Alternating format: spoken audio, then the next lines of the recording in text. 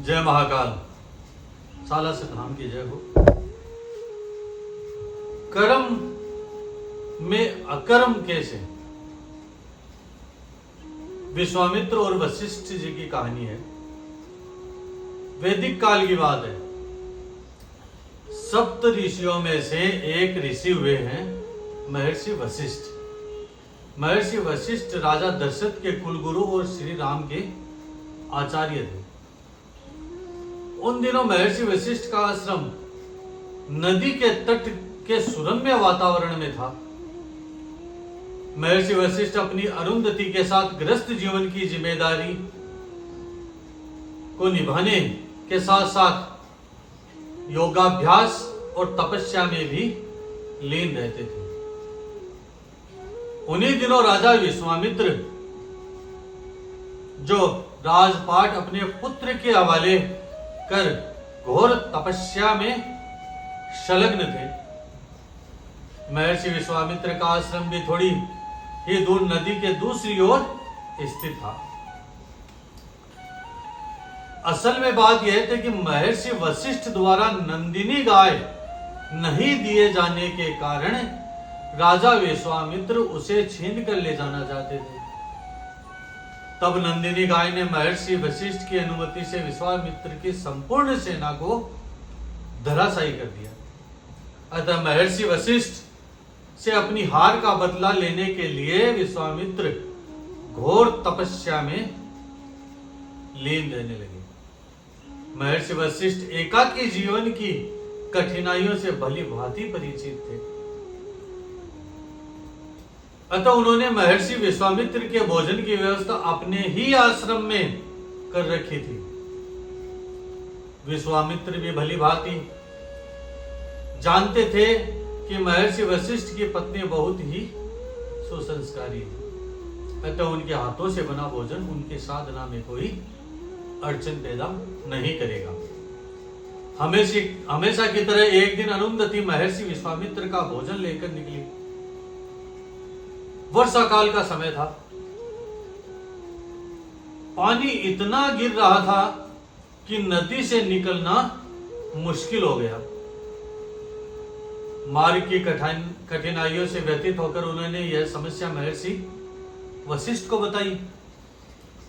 अब महर्षि वशिष्ठ बोले, हे देवी, तुम संकल्प पूर्व नदी से यह निवेदन करो कि यदि तुम एक निराहारी ऋषि की सेवा में भोजन ले जा रही हो तो वह तुम्हें मार्ग प्रदान करे। इतना सुनकर अरुंधति चल पड़ी। महर्षि के कहे अनुसार उन्होंने नदी से विनती की। नदी ने तुरंत उन्हें रास्ता दे दिया। अरुंधति ने खुशी खुशी विश्वामित्र जी तक भोजन पहुंचा दिया। भोजन देने के बाद जब वापस लौटने लगी तब नदी भी उसी उफान पर जोरों शोरों पर थी। व्यतीत होकर वह वापस आकर आश्रम में बैठ गई।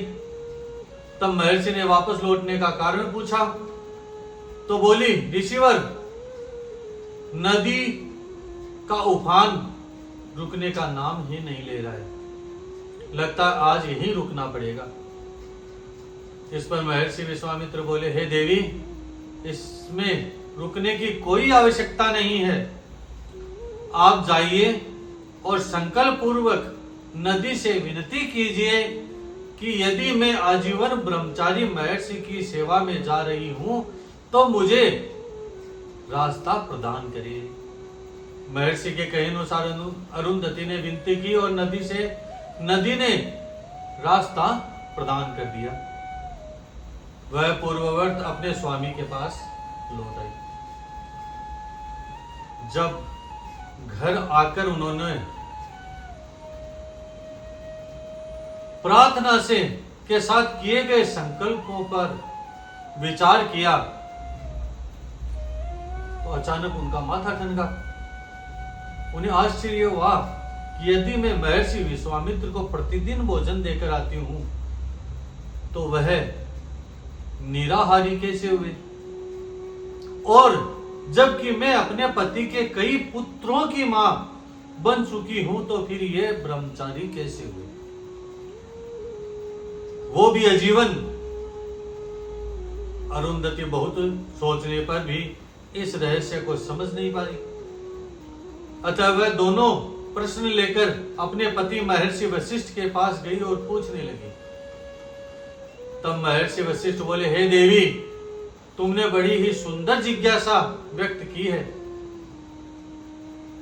जिस तरह निष्काम भाव से किया गया कर्म मनुष्य को कर्म फल में नहीं बांधता, उसी प्रकार जिस तरह जल में खिलकर भी कमल सदा उससे दूर रहता, उसी तरह जो तपस्वी केवल जीवन रक्षा के लिए भोजन ग्रहण करता है वह सदा ही निराहारी है।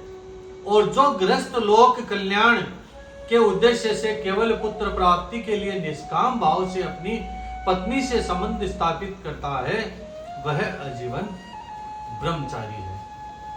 अब अरुंधति की शंका का समाधान हो चुका था। इस दृष्टांत से हमें यह सीख मिलती है कि असल में कोई कर्म बुरा नहीं है, बल्कि उसे उस कर्म के प्रति आसक्ति बुरी है। जहां आसक्ति है वहां दुख होगा, और जहां दुख है वहां बंधन निश्चित है। जय महाकाल।